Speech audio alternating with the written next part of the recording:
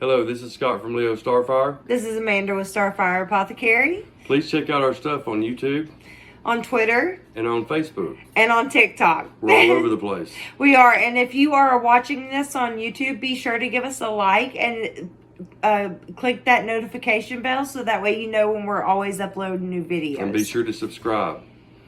Thank you so much. We appreciate you being here.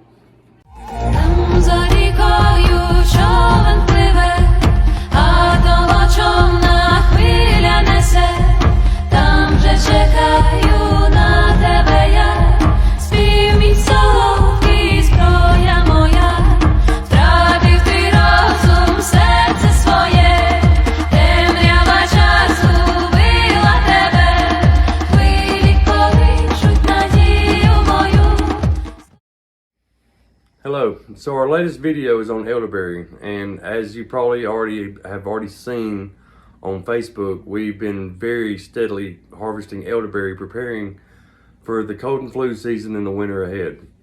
Elderberry is one of the things that we probably harvest the most out of all the herbs we harvest. It's actually my favorite herb because it just has so many properties to help people with all kind of different symptoms. Elderberry is mostly known for helping with flus and COVID and viruses because it's a very strong antiviral. It's actually been put to the test against other prescription medications for the flu, and a lot of times elderberry wins. Not that I'm a doctor or telling you how to go about treating yourself for the flu, but I can tell you from my experience, the elderberry is an awesome thing to take. So right now, actually downstairs, Amanda is cleaning the berries off of the vine. So when we harvest elderberry, this is what it looks like. It's just a big clump of berries, but look, it's like this right here. So it hangs off the tree just like that, and that's the way it looks. So we'll snap, you know, it comes up to right here and it have a little joint, and we just snap it off the joint and then harvest it like that, and we've got several pounds of elderberry. Also, I would like to thank April. She heard about us harvesting and she thought she knew a good location to get elderberry at. So we went and checked it out, and it was a pretty good harvest, and we got quite a few elderberries from that location. Actually, we've been harvesting now, I think 4 different times, and from those 4 times, this is the largest harvest we've ever had. So the elderberry thing, I'm sure a lot of you have heard of it because it's actually kind of hit the mainstream, especially since COVID hit. You know, when you went to the doctor and you did have COVID, what he would prescribe you would be elderberry, vitamin C, and zinc. And I believe that was pretty much it. And those 3 things, I don't want to say they cure COVID, but they're a force to be reckoned with COVID, because COVID usually at the very least gets weaker once these things hit it, because it just can't stand up to all the vitamins and minerals that these things have. Elderberry is also full of antioxidants. It not only helps against the flu and COVID, it's also good for the kidney, the liver. It's a good thing for blood. It helps so many different things. So elderberry has a rich history going back hundreds, possibly thousands of years. A lot of times in, say, Europe, it was said that the elder tree was the elder mother, queen of the underworld. The plant, like that was the queen of the underworld. When people went up and harvested berries from this tree, they left an offering to the tree to help it grow and produce more berries, because people depended on this plant, especially when they got sick. It was their medicine. There was no Tamiflu or anything like that back then. So when you wanted medicine, you went natural. And that's where a lot of today's things come from. The facts that we know now about natural medicine and all these things, they're time tested. They don't change. What they were good for 100 years ago, they're still good for now.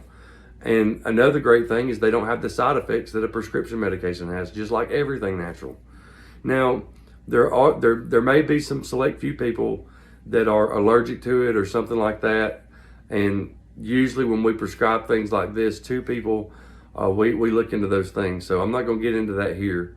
But it was said, you know, if you fell asleep under an elder tree back, you know, say in the medieval times, that the tree would steal your spirit.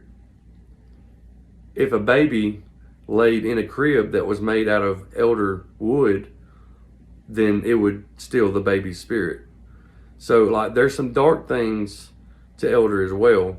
Also, I wouldn't recommend eating the leaves or say the stems, the tree part of the elder tree, because there is, from what I hear, toxins. I've never, I guess, been through that because I've never ate the actual stems and tree and all that kind of thing.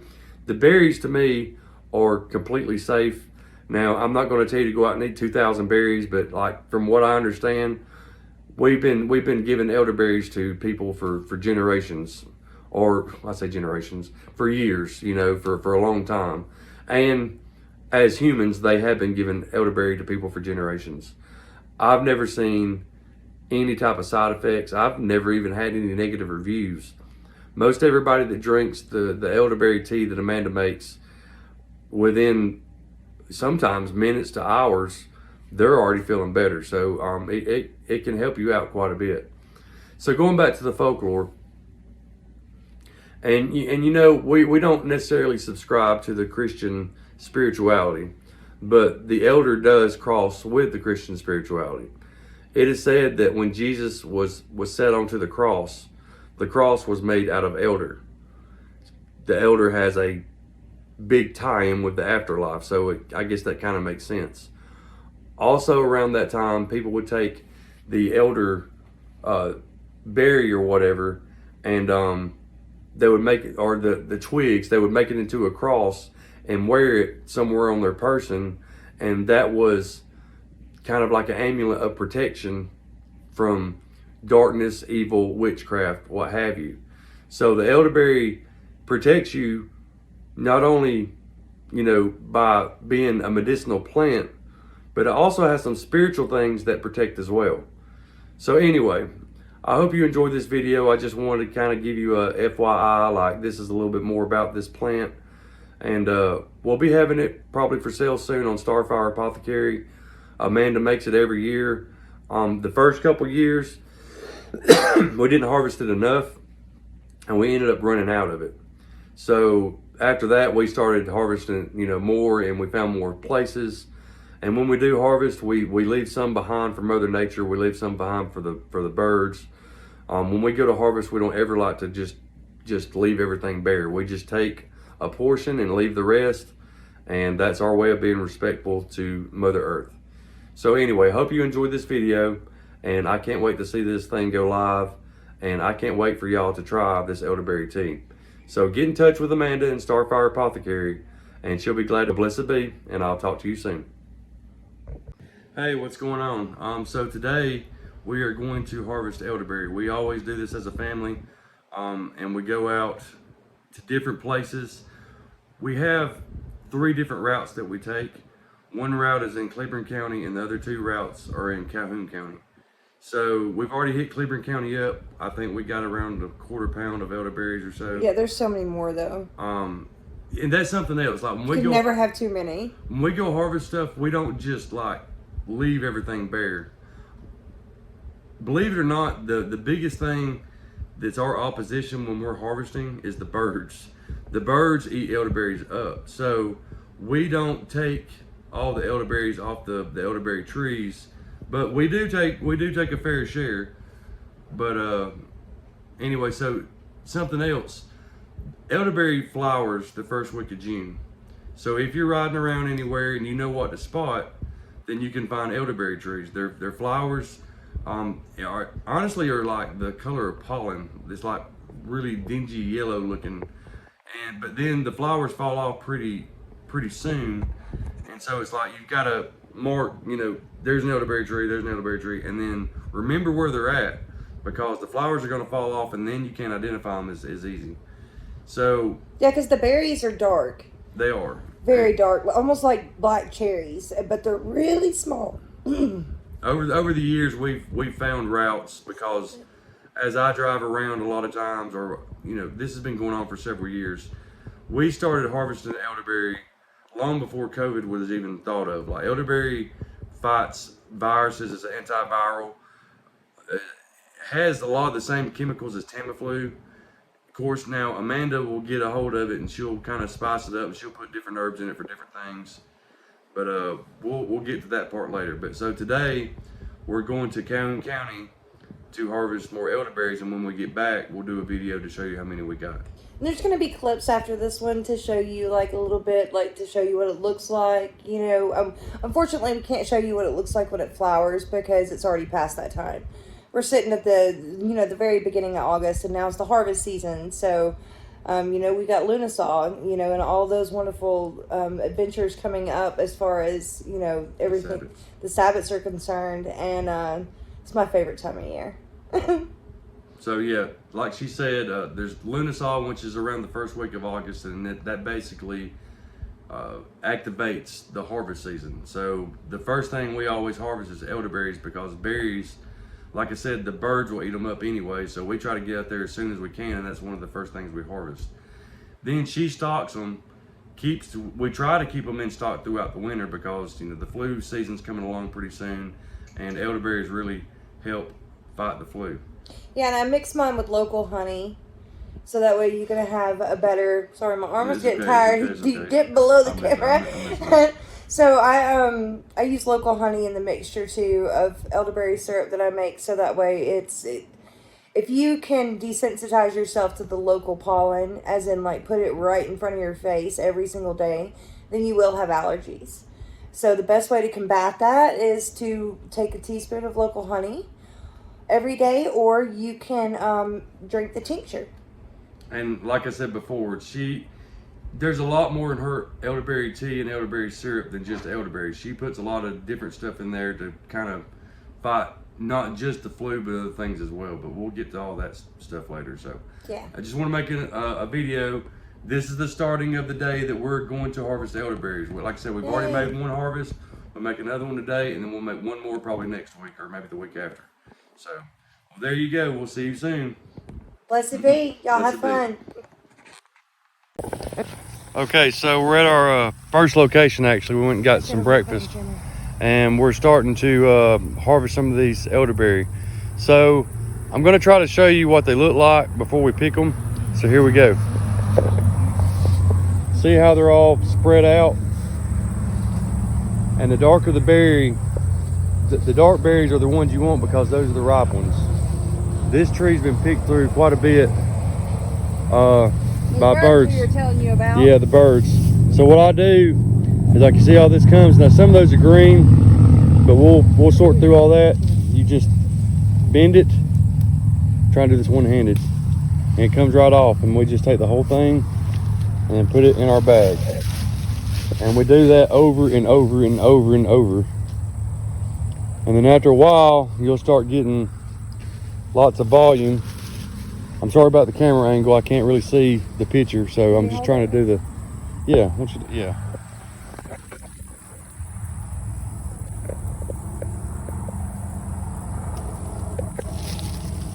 Drop some, I think.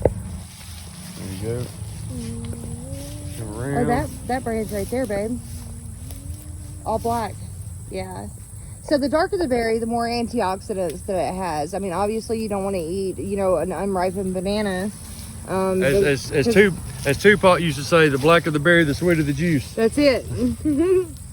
So we're not gonna take all these. We have several different spots that we go to in order to get these. So we'll leave some for the birds and some for Mother Nature because she's the one that gave it to us anyway. And we don't want to take the green ones. The green ones will eventually ripen, and we're just gonna leave those out here. And if we get a bushel that's got a lot of green ones in it, like this right here, I probably won't pick that.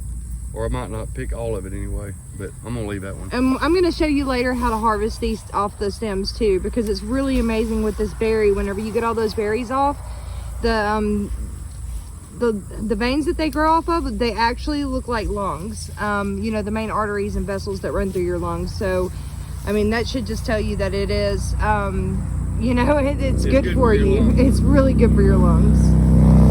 All right, so we're gonna harvest and then we'll be right back, guys.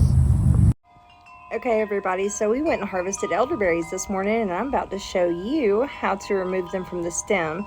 I did it the wrong way for a really long time, and I used a fork, and once you see what the branch looks like after all the berries come off, you're gonna appreciate my video, so that way you don't have to worry about getting all those stems out of your berries and stuff. So I'll be right back.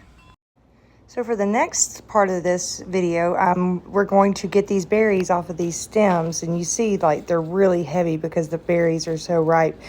Now the method that I'm going to show you how to do, we'll leave the green berries on the actual stem, and then you'll just get these red beautiful berries that are full of antioxidants and stuff. So you need your berries that you've harvested and a soft cooler. War Eagle, by the way, we're Auburn fans, but you see how this is soft on the inside? And I'm going to set up my tripod and show you how to get them off. Alright guys, so we have our soft cooler here, and we are going to get some of these berries out of this bag. And I'm not going to do this whole bag with you, but you see all these, and there's not that many. So what you're going to do is you're going to beat it up against the side. You see how the berries are falling off? And this is all I use this cooler for, is harvesting elderberries. So you might see a stain in the bottom of it, but it's because back in the day, Native Americans used to use this to put paint on their face. It will dye anything that a berry squishes on, so be extremely careful with that. And we're just going to do this very gently until all of our berries come off. And like I said earlier, the green ones will not come off in this process.